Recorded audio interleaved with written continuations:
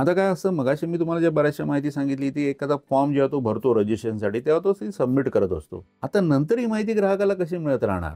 कारण ही थोडीशी ती स्टॅटिक माहिती तर त्याने भरली सगळी. हे प्रमोटर कोण आहे, तो कधी प्रोजेक्ट कंप्लीट करणार आहे, त्याचं स्ट्रक्चर काय वगैरे सगळं त्याने भरलं. पण ही जी डायनॅमिक माहिती आहे त्याचं काय रूपरेखा कशी आहे? तर ही क्वार्टरली अपडेट आणि अॅन्युअल अपडेट. आता क्वार्टरली अपडेट, मग क्वार्टरली अपडेटमध्ये काय काय असतं, की ग्राहकाला काय काय 3-3 महिन्यांनी, दर 3-3 महिने, तर मुख्य म्हणजे त्याचा प्रोग्रेस काय चालू आहे, हा कामाचा प्रोग्रेस कसा आहे हे त्याने भरायला पाहिजे. हा त्याचा एक जो फॉर्म असतो त्याच्यामध्ये तो दरवेळी लिहित असतो किती फॉर्म, म्हणजे त्याच्या त्या स्टेप्स मी तुम्हाला म्हटलं तशा काही स्टेप्स असतात, त्या स्टेप्स प्रमाणे किती % काम झालंय हे तो लिहित असतो. त्याने फॉर्म 1, 2, 3 जरी नसला तरी फॉर्म 1, 2 त्याने सबमिट केले पाहिजे प्रत्येक याला क्वार्टरली. जर त्याने काही अमाऊंट विड्रॉ केलेली नसेल तर त्याने तिथे ते लिहिलं पाहिजे. सोल्ड अनसोल्ड, मी म्हटलं सोल्ड अनसोल्डची इन्व्हेंटरी म्हणजे किती फ्लॅट विकले गेले हे प्रत्येक 3 महिन्याने त्यांनी तिथे ते सबमिट केलं पाहिजे, की एवढे फ्लॅट विकले गेले, की एवढे अमुक अमुक झाले. त्याने नवीन काही अप्रुव्हल घेतली असतील, पुढचं अप्रुव्हल त्याला लपून ठेवता येणार नाही. त्याने काही नवीन चेंजेस केले असतील, काही अप्रुव्हल घेतली तर ती सगळी त्याला तिथे अपलोड करायला पाहिजेत आणि ती पण क्वार्टरली. काही नसेल तर ठीक आहे, परंतु असेल तर त्याने क्वार्टरली अपडेट केलं पाहिजे. म्हणून क्वार्टरली अपडेटमध्ये फॉर्म 1, 2, त्याच्यानंतर त्याने काय सोल्ड अनसोल्ड इन्व्हेंटरीमध्ये काही बदल झाला तर तो, या सगळ्या गोष्टी त्याला क्वार्टरली अपडेट कराव्या लागतात आणि ह्या ग्राहकाला घर बसल्या दर 3 महिन्यांनी बघता येऊ शकतात. आता अॅन्युअल अपडेटमध्ये कुठच्या गोष्टी येतात, तर फॉर्म 5 येतो आणि फॉर्म 2A येतो. या दोन गोष्टी त्याला अॅन्युअली सबमिट करायच्या आहेत, दरवर्षी सबमिट करायच्या. अर्थात त्या मार्चमध्ये जरी त्याचं फायनान्शियल संपलं तरी त्याला 5 ते 6 महिने दिले जातात आणि विदिन 6 महिने म्हणजे सप्टेंबरपर्यंत त्याने ह्या दोन्ही गोष्टी द्यायच्या आहेत. जे फॉर्म 5 मध्ये तुम्हाला कळू शकतं की गेल्या वर्षात किती अमाऊंट झाली आणि आतापर्यंत त्यांनी किती अमाऊंट जमा केली, त्यातली किती अमाऊंट विड्रॉ केली त्या रीतीने. आणि फॉर्म 2A मध्ये त्याला कळतं की त्याने काय काय क्वालिटीसाठी काय काय स्टेप्स घेतलेले आहेत आणि कसं कसं काम तो करतो आहे, या दोन्ही गोष्टी कळतात. त्यामुळे क्वार्टरली अपडेट आणि अॅन्युअल अपडेट